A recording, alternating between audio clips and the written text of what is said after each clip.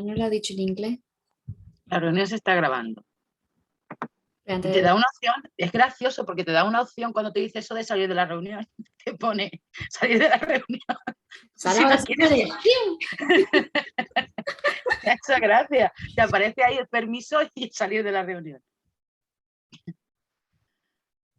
Bueno, estamos grabando ya, ¿no? Sí. Pues esto es la continuidad de las grabaciones que hemos ido subiendo del Club de Lectura, de Ética para Celia, de Filosofía Feminista, del libro de Ana de Miguel. Y vamos a continuar con el resumen que nos ha ido quedando pendiente, porque agosto y el calor lo ha aplazado. ¿Pones el power, Elena? Sí. Presentación. Es nuestra tercera sesión, me parece. Sí, hemos subido 2. Con esto terminamos la primera parte del libro. A ver, que no me aparece ahora. Que no aparecía a nosotros. Ya está. Vale. La ilustración. La primera gran decepción. Nos habla Ana en el libro de la primera gran decepción de las mujeres en cuanto a su liberación y en cuanto a su estatus de ciudadana en igual de derechos, ¿no? Y entonces nos habla de... Es bastante significativo lo que ella dice, que iba más de fraternité que de égalité. Égalité, igualdad en francés. Pues iba la Revolución Francesa, al final derivó más en fraternité que en égalité. Y además en borrarnos, ¿no? ¿Cómo? Y además nos borraron de la historia, porque sí que participamos, pero realmente no nos ha llegado la versión de que participamos con nuestros compañeros, ¿no? En la revolución, prácticamente igual que ellos, igual que los hombres y mujeres, participaron por igual, pero pues no ha quedado esa conciencia en la historia de la Revolución Francesa, desde luego, porque también nos negaron los derechos, ¿no? Ana dice algo así como que los que sí recuerda son a estos tres señores, ¿no? Robespierre, Marat y Danton. Eso sí lo recuerdas porque lo has estudiado, pero no habrás estudiado, por ejemplo, a Olympe de Gouges, ¿no?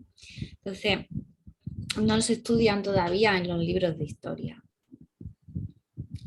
Dice, aquellos cuyos nombres aprendiste tuvieron la oportunidad de cambiar las leyes, aprobar derechos políticos para las mujeres y una enseñanza igualitaria para las niñas y los niños. Ojo, tuvieron la oportunidad, pero se manifestaron en contra absoluta de buena conciencia.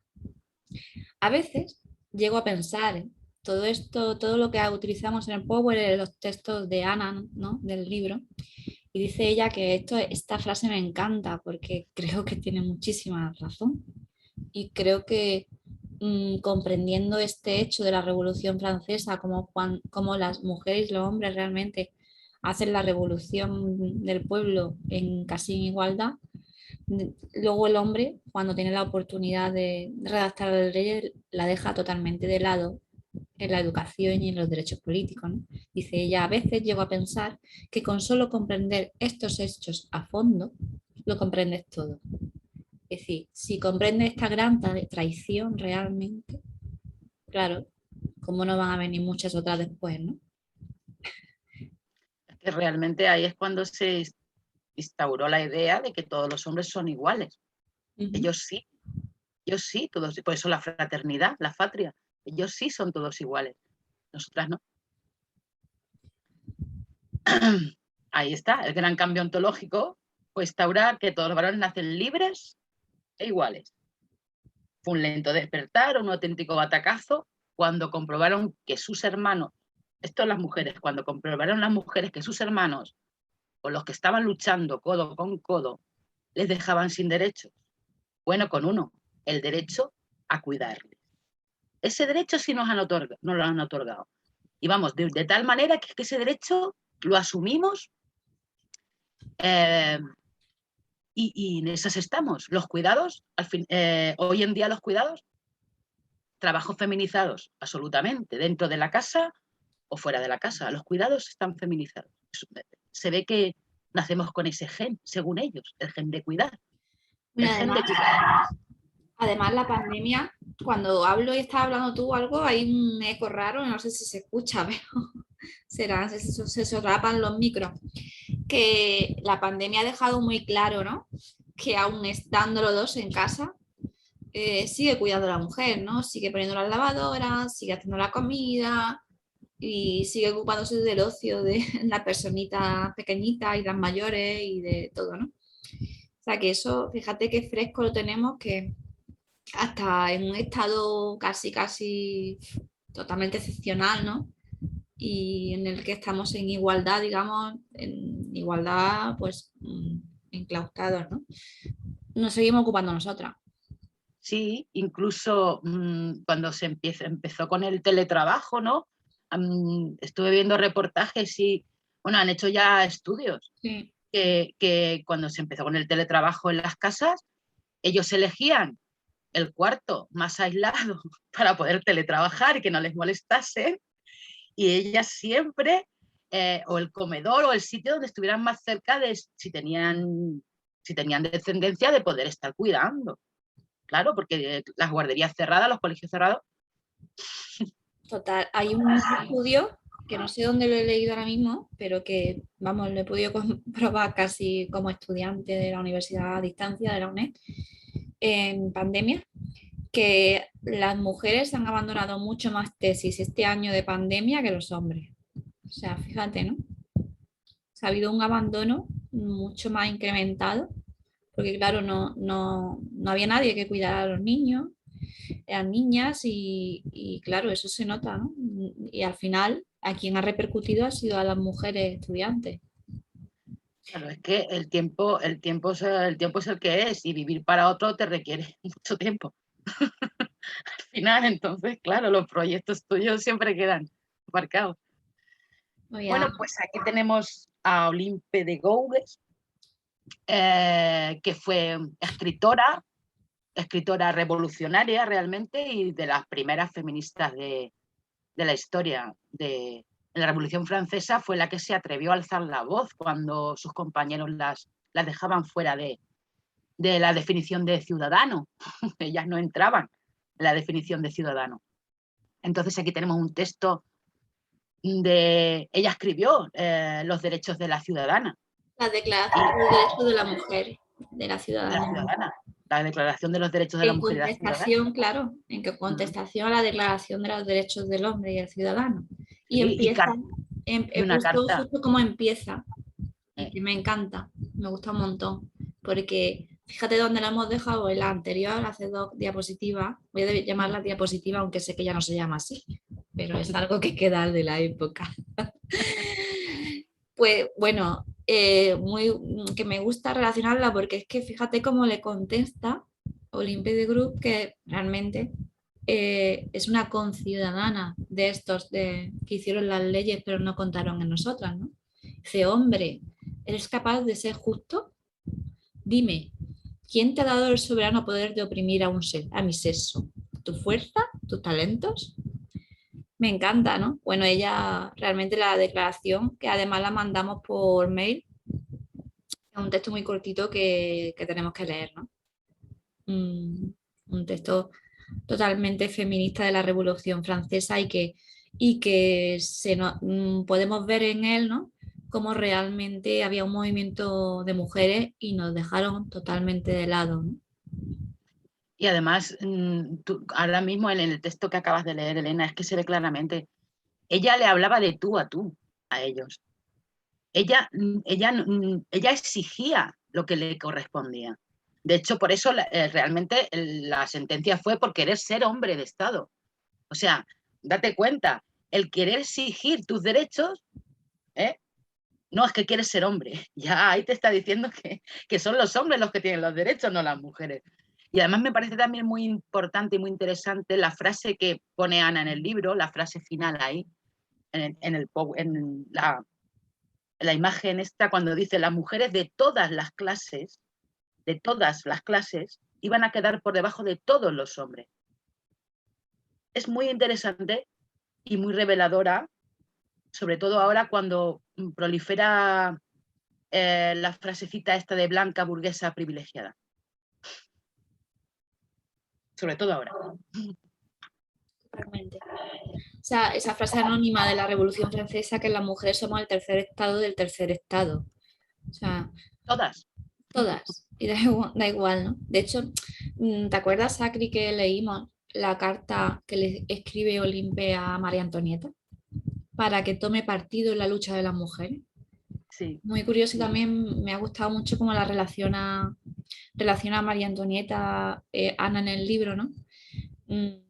Como la muerte de su marido, es la muerte del padre y la muerte de la madre, como pues la humilla, ¿no? A ella y demás.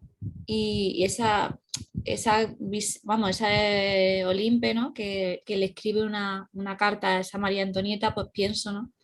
Pues que estaba, cuando ella decide escribirle una carta, pues pensaría que podía hacer algo por la causa de las mujeres, ¿no? Aunque finalmente pues no tenemos constancia de que hiciera absolutamente nada. Pero...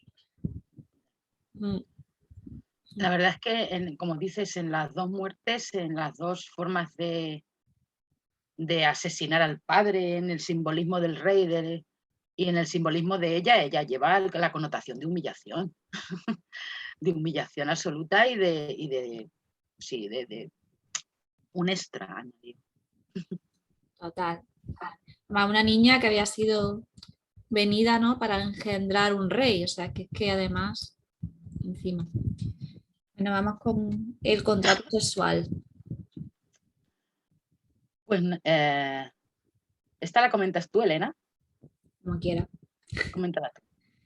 Bueno, Paterman se refiere al contrato no escrito, un contrato tácito por el cual todos sabían que las mujeres no eran hombres y por tanto no eran ni libres ni iguales. Es un contrato que no está escrito, obviamente, pero que existe y existe. Lo comprobamos sobre todo en el matrimonio. Y bueno, ella dice que no eran libres, no eran iguales y resultaba mejor no hacerlo explícito, claro, porque en el momento que lo ponías por escrito, ¿no? Pues se descubría la trampa. Entonces, según Pateman, el contrato consistía en repartirse a las mujeres, una para cada ciudadano y muchas para todos, o sea, ser las prostitutas. Siempre vamos a tener esa doble moral que nos divide entre las mujeres públicas y las mujeres de uno, ¿no? Claro. Y de ahí viene el nombre de la mujer pública. Claro, es que al final Paterman lo que analizaba era como la mujer había quedado fuera del contrato social, ¿no? Realmente, porque la fraternidad, los iguales eran ellos, todos los iguales tenían un contrato sexual con las mujeres, una para cada uno y muchas para todos. Eso es al final lo que está diciendo. Ese es el contrato que teníamos las mujeres a partir de la Revolución Francesa, no el contrato social, el contrato sexual, ¿no? No. Muy bien, sí, sí, genial, porque Paterman realmente analiza, ¿no? Pues a los teóricos del contrato social, Hobbes, Rousseau y demás, y claro, se da cuenta de lo que hicieron realmente. Y ella analiza y conceptualiza todo lo que estuvieron haciendo con las mujeres, cómo la dejan fuera y lo que realmente hay sobre ellas es un contrato sexual que pues significaría al final eso, una para cada hombre y unas cuantas para todos, ¿no? Esto se une, al final. Aquí tenemos a Rousseau. Esto se une porque, claro, ¿cómo sustentas ese contrato social, ¿no? De las mujeres? Pues hay que educar de una determinada manera. Porque si educas en igualdad, evidentemente se rebelarán las mujeres contra el contrato sexual. Como nos decía, como dice Emilio, o sea, el Rousseau, en Emilio nos dice cómo hay que educar a las mujeres, ¿no? ¿Y cómo hay que educarlas? Pues, como dices aquí, el manual del perfecto domador. Me encanta eso que... Eso es un término de Celia Amorós. Celia Amorós define la pedagogía de Rousseau en el Emilio, sobre todo en la parte que va dirigida a Sofía, como el manual del perfecto domador. Claro, sí, es que es, vamos, absolutamente certera, absolutamente certera. Y lo que pone arriba, por ejemplo, son extractos de la parte de Sofía, del Emilio. La mujer está hecha para obedecer a un ser tan imperfecto como el hombre y sufrir incluso la injusticia sin quejarse. O luego cuando dice, de este hábito a la sujeción resulta una docilidad que las mujeres necesitan toda su vida, puesto que nunca cesan de estar sometidas a un hombre o a los juicios de los hombres. Eso también es importante, o a los juicios o a la opinión de los hombres. Ni nunca les está permitido quedar por encima de estos juicios. Reconocible, reconocible. Y reconocible hoy en día todavía, ¿eh? ¿O no? Muy reconocible, de hecho, lleva, eso es un poco de la huella, lo que Ana dice que es la huella. Todo esto, aunque no queramos, o por ejemplo la ley del agrado de Amelia, ¿no? ¿Qué es la ley del agrado de Amelia? Para mí es la parte de la huella. Es decir, Sí, todo esto educacionalmente, que hemos tenido durante siglos, lo manifestamos inconscientemente en la personalidad de las mujeres porque nos han dicho, nos dicen de muchísimas maneras, que además posteriormente Ana va a ir analizando también en el libro, otras muchas maneras culturales por las que nos llegan esos mensajes, ¿no? Que tenemos que comportarnos así. Y claro, ¿qué nos pasa también? A mí me pasa, ¿no? Que tiene luego esa... me sale esto, pero realmente quiero otra cosa porque y además te crea un malestar, porque claro, tantos siglos con una determinada educación para las mujeres, al final algo va quedando, hay una huella honda, ¿no? hay una frase que resume absolutamente, y es una frase, esa frase siempre, siempre, siempre las tenemos más interiorizadas las mujeres. Ellos creo que eso ni les roza. Es una frase que normalmente dice guardar la compostura. Sí. ¿Qué es guardar la compostura? Que no se note que te estás enfadando. Guardar la compostura. De ahí. Es que cuando te dicen eso, hay que gritar o rebelarse, porque significa que tienes que contener, ¿no? Un poquito, no sé. Bueno, espérate que no veo. Me encanta esto. Me ha gustado un montón. Queda legitimada por el morro epistemológico de los filósofos la ontología Expresión. del complemento. Ah, ah, Las mujeres somos un complemento. Recordar que en el acceso a la universidad aún examinan a los chicos y las chicas de este pensamiento sesgado que nos convierte a las mujeres en la otredad, en lo otro, necesaria para el desarrollo público e intelectual de los varones. es así. Es así.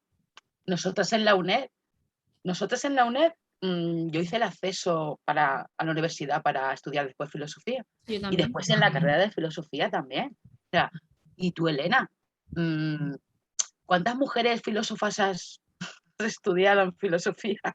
Las que no pueden negar. O sea,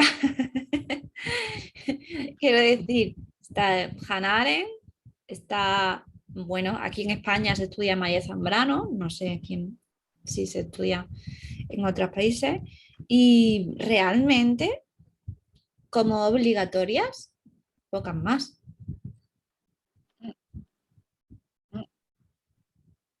Yo tuve pinceladas de Celia Amorós, Bueno, pinceladas, yo he pinceladas. tenido pinceladas, porque estudiamos en la UNED, porque Celia ha sido profesora de la UNED, y hemos tenido pinceladas porque además no hemos tenido, que es verdad que la ética, los capítulos de la ética eran de Celia Amorós y Amelia Valcárcel, ¿no? Pero bueno, esos También. son, no, yo no la he estudiado a Celia Amorós como Celia Amorós, la he No, estudiado sus textos, que es diferente, claro, sí, ¿no? pero por estar en la UNED, pero como estás Sí. diciendo, el pensamiento de Celia como filósofa, o el de Amelia como filósofa, o el de no sé, Adela Cortina también, por ejemplo, como filósofa, por nombrar otra, es que No, no lo todavía no. estudias, no No. lo estudias, no lo estudias. Te llega el pensamiento de los filósofos, un pensamiento sesgado, sesgado pues eso del morro epistemológico que llama Ana, si es que es así. Ay, aquí tenemos a Nietzsche, así habló Zaratustra, aquí tenemos a Nietzsche. Nietzsche es uno de los filósofos preferidos de hoy en día y de hace tiempo, pero de hoy en día mucho, porque claro, es un... Nietzsche se supone que era un provocador, ¿no? Era pues de los filósofos de la hermenéutica que rompían con lo establecido, con los valores establecidos, aparentemente rompían con los valores establecidos, porque los valores patriarcales ni los rozaron. No le interesaba. No le interesaba nada. De hecho, es Alias el transmutador de los valores, pero el patriarcal lo dejó como está. Bueno, tiene un capítulo, ¿no? que empieza con esta pregunta: ¿qué es la mujer para el varón? Pues bueno, la frase, ¿no? 2 cosas quiere el varón auténtico: peligro y juego. Sigue. Y luego dice: el varón debe ser educado para la guerra y la mujer para la recreación del guerrero. El reposo del Todo guerrero. lo demás son tonterías. Se queda a gusto, ¿eh? Sí, tontería la suya, pero bueno. Ha transmutado mucho. ¿Qué ha transmutado? ¿Qué ha transmutado con esto? Nada, ha dejado todo como está. Bueno, pues este capítulo maravilloso concluye con esta frase: si vas con mujeres, no olvides el látigo. Aquí esta me mola porque tú has puesto esta, que aquí estamos. Es que por eso he puesto esta precisamente por eso la he puesto. Porque ahí está Andrea Salomé con el látigo, ¿eh? Y los que tiran del carro donde lleva su vida es Nietzsche y él, no recuerdo bien el nombre, fue la pareja de Andrea Salomé. Andrea Salomé es una mujer muy interesante para investigar sobre ella, porque tuvo muchísimo que ver con Freud y con Nietzsche. Han sacado un libro muy bueno ahora hace poquito, aquí en español. Sí, sí. Muy bueno. Bueno, pues aquí tenemos a otro. Aquí tenemos al morros epistemológicos, ¿no? Sí, este es el morro evolutivo.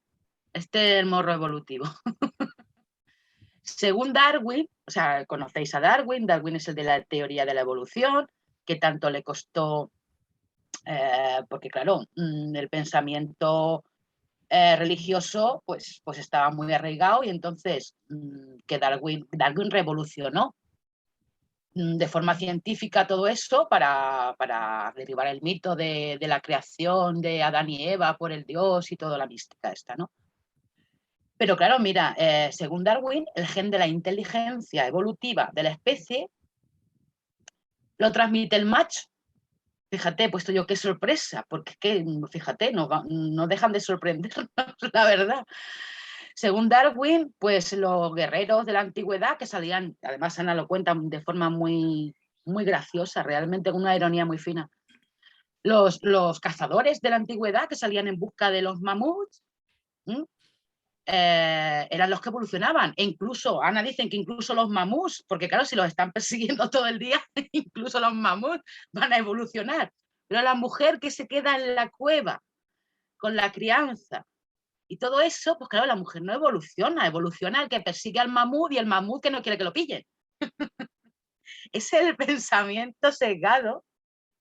Claro. Lo mejor de todo es que luego tienen hijos y como la mujer está en un estado inferior, este hombre pues sigue, bueno, con el concepto de mujer que tenía Aristóteles: somos una vasija que no influye absolutamente nada en la gestación y que, bueno, un poco no afectamos nada. De hecho, por si fuera por nosotros se quedaría la especie, se hubiera quedado en el Cromañón.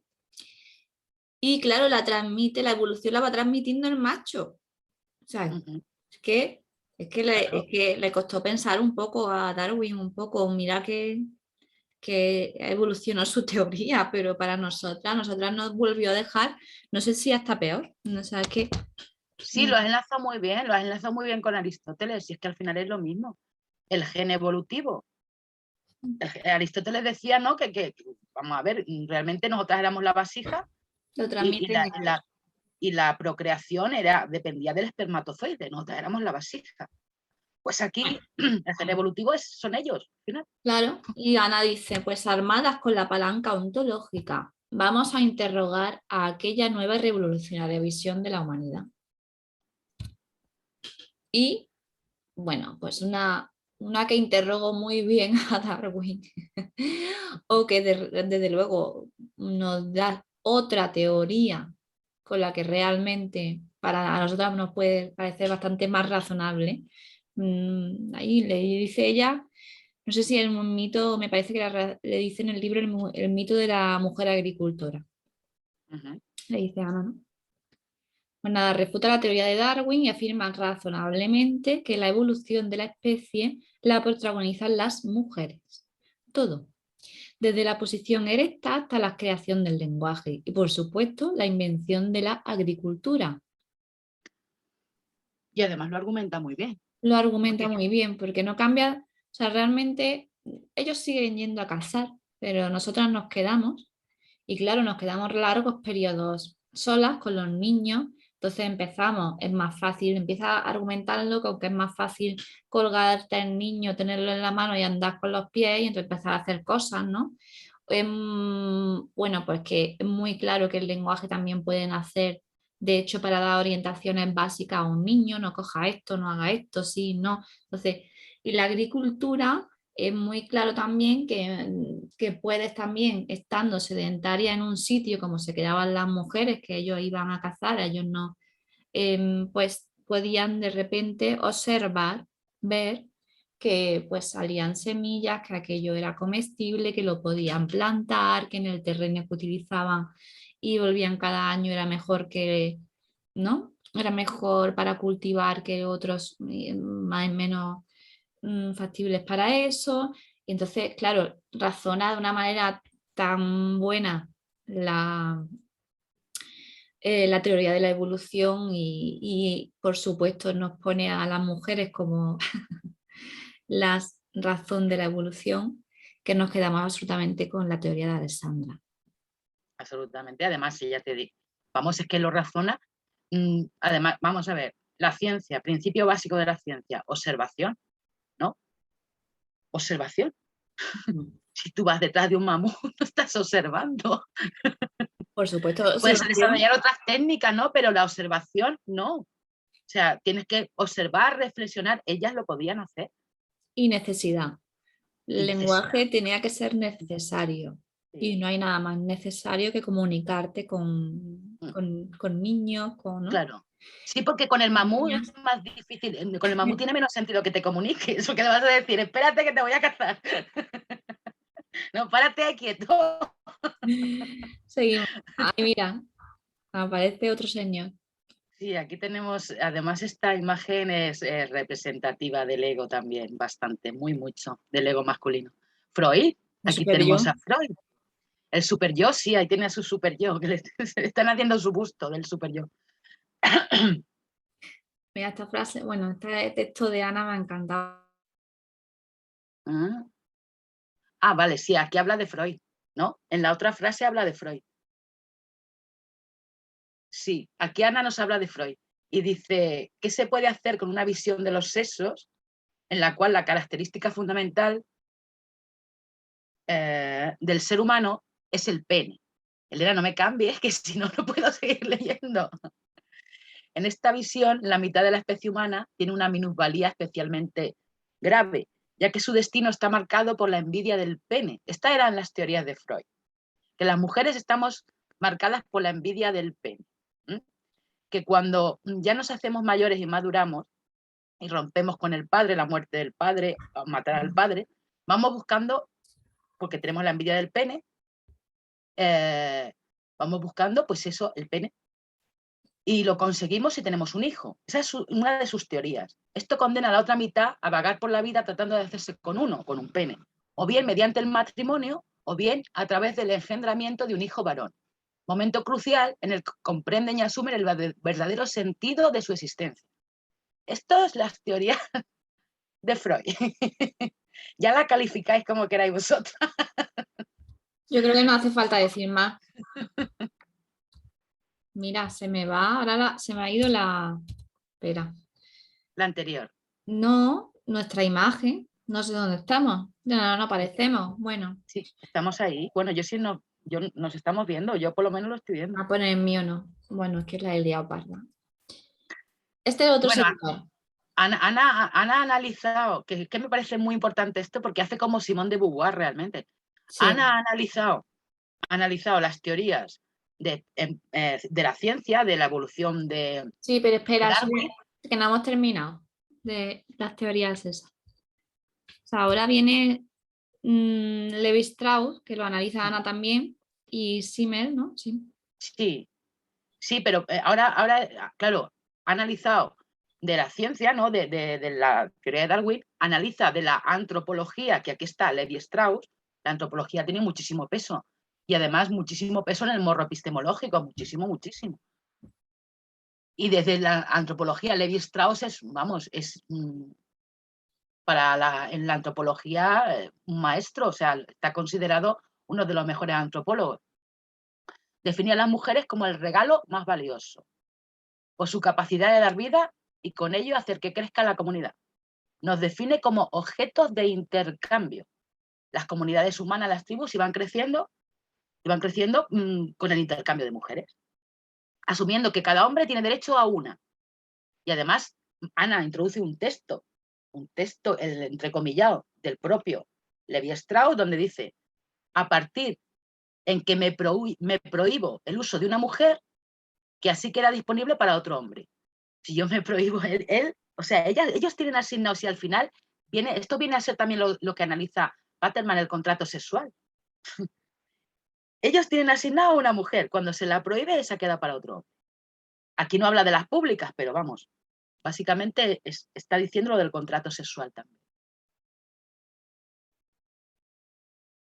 Claro, pero Levi Strauss es que es muy importante. Creo que el capítulo este de Ana, estos dos capítulos, o sea, las dos epígrafes, este y el siguiente, son súper importantes porque a Freud y a Nietzsche, digamos que lo tenemos más analizado. A ellos, como han, digamos, formado parte de una izquierda intocable también, además, ¿no? Y de teorías de la evolución que más contemporánea, no se han analizado tanto lo perjudicial y lo patriarcal que había en sus teorías, ¿no? Vamos, parece Levi Strauss también se opone, ¿no te acuerdas que lo dice Ana? Hasta en que entre una mujer en la Academia Francesa, ¿no? La siguiente diapositiva ahí es el día en que por fin Marguerite Yourcenar, una de las mejores escritoras francesas, que le pasó también, bueno, pues como aquí Bueno, le pasaron a varias, a Gertrudis Gómez de Avellaneda, a sí, Emilia Pardo Bazán. Emilia Pardo Bazán también. Sí, Sí, han tenido, aquí, vamos a ver, aquí en España ha y en habido 3 Francia intentos antes. y en todos los sitios han tenido problemas las mujeres para poder entrar en la academia. Pues aquí Marguerite Yourcenar iba a entrar en la academia, y uno de los que más se opuso para que una mujer entrase en la academia fue Levi Strauss, y además con el argumento de que no se cambiaban las reglas de la tribu, que no se podía cambiar las reglas de la tribu. Por eso ya uno de nuestros, voy a decir nuestros porque sí, de nuestros lemas feministas va a ser: tenemos que cambiar las reglas de la tribu. Es que las reglas de la tribu están hechas para ellos. Es que tenemos que cambiarlas. Es que están hechas por ellos. Si es que ellos lo reconocen ahí. Levi Strauss, el antropólogo, dice que no se cambian las reglas de la tribu. Eso es lo que está diciendo para argumentar que no puede entrar una mujer a la academia.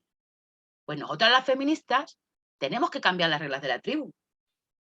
Es un deber. Es un deber.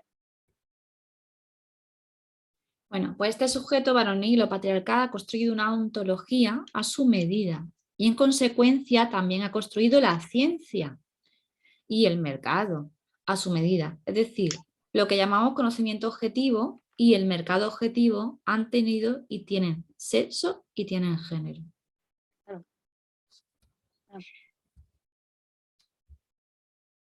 Y aquí viene Simmel, el amigo Simmel. Simmel ha sido muy valorado, incluso gente ha dicho que era feminista Simmel, ¿no? Hay mucha gente que lo considera feminista Simmel. Sí, mucho. Se ha Pues camuflado muy bien su teoría. Claro, Simmel, claro, en la anterior, cuando comentamos esta parte, recuerdo que una de las mujeres que estaba, ahora mismo no recuerdo el nombre, que estaba estudiando psicología. ¿Tú recuerdas el nombre, Elena? No. Bueno, pues la mujer que estaba estudiando psicología nos habló del machismo positivo y del machismo negativo. Sí, sí. Pues Simmel estaría en el positivo, claro, en el de regalarnos los oídos, de lo magníficas que somos, de lo esenciales que son, si somos esenciales, sí, para que sigan con el cuento, de lo maravillosas que somos, pero con el fin de que todo quede como estaba, realmente, como estaba. Entonces Simmel, pues es uno de los defensores del eterno femenino y uno de los tontos que nos explican cosas, como diría Amelia Valcárcel. Así de claro.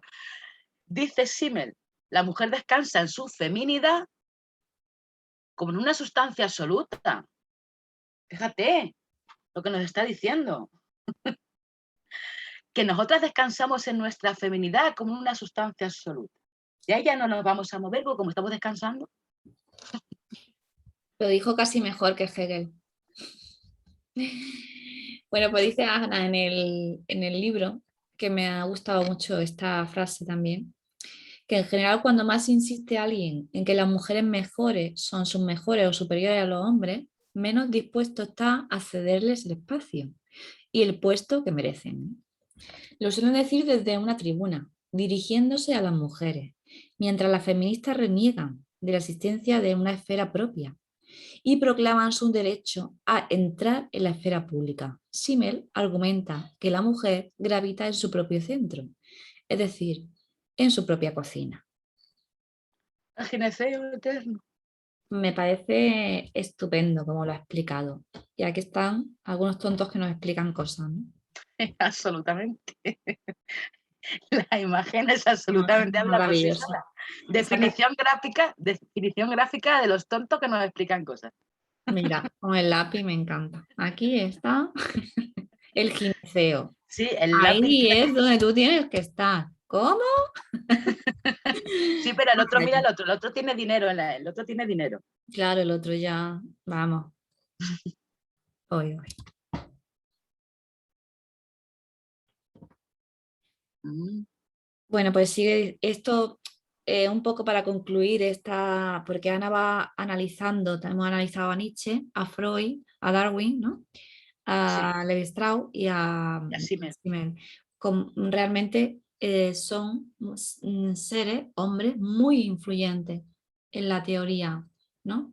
Muy influyentes en nuestra concepción de la sociedad, de la ciencia, cómo estamos estructurados. Entonces, las creencias de que la mujer forma parte de los bienes de los que un colectivo puede o debe disponer están tan arraigadas que las ciencias sociales no solo han evitado cuestionarla, sino que la han asumido con una naturalidad indigna de hombres de ciencia, que deberían de cuestionar todo, ¿no?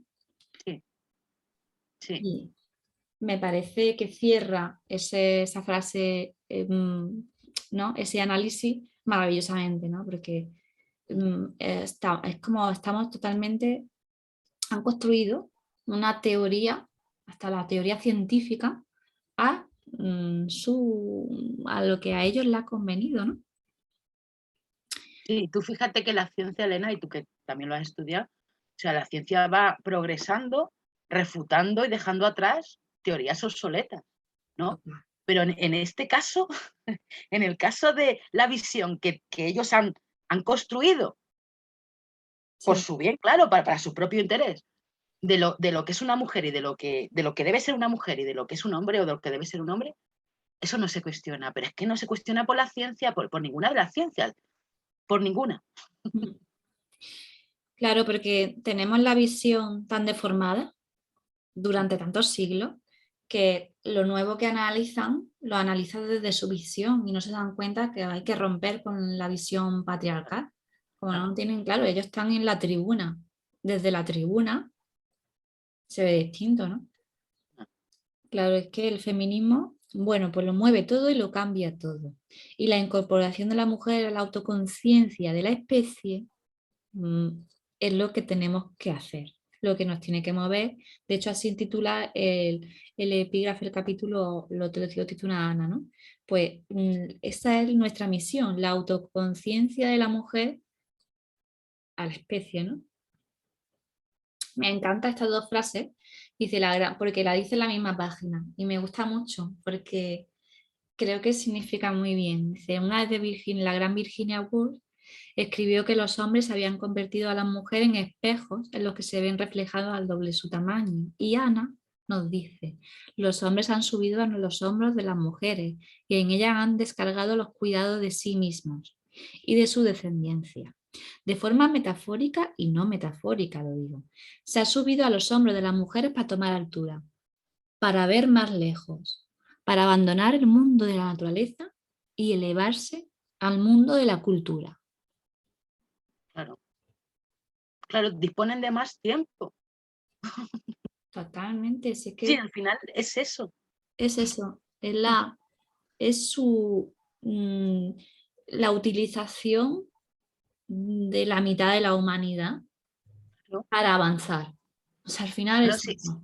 si tienes a la mitad de la humanidad que te facilita lo básico en el sentido que además es lo más importante realmente, porque al final lo dice Ana también, o sea, es lo primero, Mm, o sea, la descendencia, si no hay niños, se acaba el mundo. Eso para empezar, eso para empezar. Y claro, de esos niños alguien los tiene que cuidar. mm. ¿Por qué tiene que ser la mujer y por qué no tienen que ser los dos? Si es tan simple como eso, pero claro, ¿por qué no? Pues porque disponen de más tiempo. Si al final es eso. Bueno, pues este libro la verdad que es muy imprescindible de toda feminista, que es quien le hace la cena a Adam Smith, el teórico del libre mercado. Y bueno, pues ahí habla de la mano invisible. Realmente, ¿quién es la mano invisible? ¿Quién le hace la cena? Bueno, ¿quién le hace la cena, la colada, le tiende la ropa, lo plancha, le prepara las camisas y todo? Porque seguro que tenía horas y horas de trabajo detrás para que pudiera escribir. Pues en este caso a Adam Smith le hacía la cena a su madre, pero a cada hombre que está proyectado el subido a los hombros de una mujer, pues le hace una mujer la cena para que puedan subirse a los hombros, ¿no?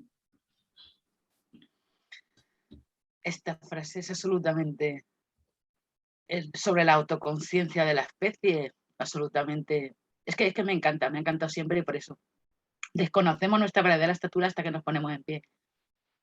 Sí, claro, claro. Nos seguimos viendo por los ojos de ellos hasta que no nos veamos por los nuestros. No nos ponemos en pie. Y esa es la autoconciencia. Esa es la autoconciencia. Dejar de vernos, dejar de ver la construcción, dejar de vernos como género, como la construcción que ellos han, como lo que ellos han fabricado, han construido para su beneficio. Los tenemos que ver nosotras, no a través de sus ojos. Porque además, la frase esa de Virginia Woolf, claro, es que cuando hacemos eso es que ellos se ven al doble de su tamaño y nosotras abajo. Claro, a nosotros nos falta tiempo, nos falta, vamos, muchas veces economía, porque eso afecta, además estamos en momentos de crisis y demás, nos falta al final todo, pero es que claro, lo tienen ellos. Hay que redistribuir el tiempo, redistribuir el espacio, redistribuir. O sea, que no podemos dejar que esto siga hacia adelante y lo que primero que tenemos que hacer es tomar conciencia, es a conocer la escalera ontológica de la que Ana nos habla, conocer la escalera patriarcal para hacer realmente la escalera feminista, ¿no? Para poder ponernos en pie, claro, claro.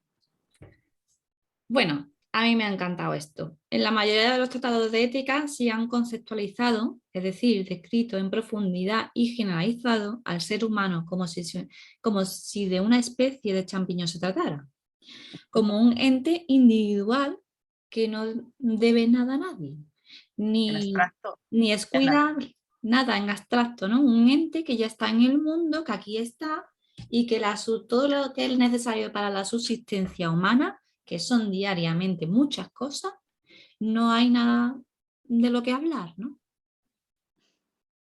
Eso no existe. Eso no existe.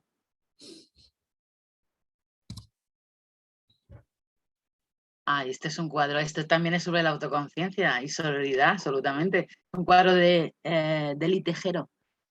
El otro anterior, Deli Tejero y no recuerdo el nombre del anterior cuadro que aparecía. Es que no sé si aparece, a ver. Ah, sí, de... Ay, Es a que no ver, recuerdo el nombre. Santos, ¿cómo es? Sí, es Santos el apellido. Es El que no me apellido va es a salir. Santos. No sé si es, no, Ángeles Ángeles no es. Santos, ¿no? Ángeles Santos, vale. Ángeles Santos y Deli Tejero fueron alumnas de la Escuela de Señoritas. Sí. En los años 30, claro, cuando se consiguió algo de esa autoconciencia. Iban por ahí, por ahí va María de Maeztu y por ahí iban las feministas españolas, por la autoconciencia, realmente. Y algo se consiguió, si no, mira los cuadros. Muchísima.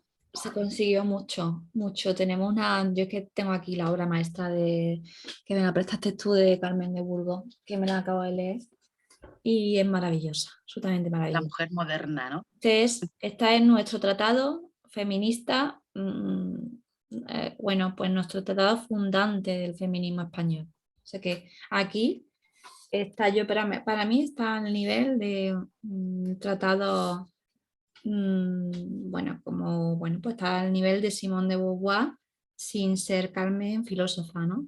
Pero sin tener esa trascendencia como Simone, pero tiene una cultura y una conciencia feminista que me asombra cuando la leo. Me asombra sobre todo también lo desconocida que es, porque, bueno, se conoce muchísimo más a otros pensadores, nuestro Ortega, por ejemplo. Sí. Aparte de que, por ejemplo, los libros de Carmen Mm, se quemaron y se retiraron cuando llegó el oscurantismo mm, después de la autoconciencia, total. ¿sabes? Sí, me parece algo increíble que después de este libro, que me parece que en el, bueno, cerca ya del 30 se escribe, no sé si en el 29 o así, llegar al el periodo tan oscuro que tuvimos, es que es como ¡shum! Los cambios de la historia, ¿no? Claro, es que al final, estudiando la historia, además ves los procesos de, sí, el progreso y las reacciones. Y además debemos de verlo porque sí, porque siempre hay una reacción. Sí, además muy Siempre. necesario ahora, fíjate, porque estamos con el tema de Afganistán, ¿no? Ujú. Que es un tema muy claro, ¿no? Y cómo peligran todos los derechos de las mujeres. Bueno, duele muchísimo ver lo que está pasando y la permisibilidad que tiene lo que está pasando, pero realmente eso está ahí, o sea, eso está ahí, los cambios, las vueltas atrás y la falta de derechos son muy fáciles que sucedan. Y los cambios al revés, ¿no? Los cambios hacia adelante son procesos de años, un proceso sociopolítico muy grande que tarda mucho y sin embargo en instantes se vuelven atrás, ¿no? Los retrocesos tardan muchísimo menos, Mucho de menos, verdad. mucho menos, mucho más rápido y con una agresividad brutal. Que bueno, pues están volviendo al libro, estamos hablando de los profundos cambios de la autoconciencia, que eso es lo que nos tenemos que quedar. Un cambio de autoconciencia de la humanidad, que genera dar respuesta a los interrogantes de la economía feminista. Estamos hablando de que nuestra sociedad tiene necesidad de un cambio epistemológico en paralelo al cambio ético y político. Y esto es muy importante. Y es que tenemos que colocar la mirada en otro lugar.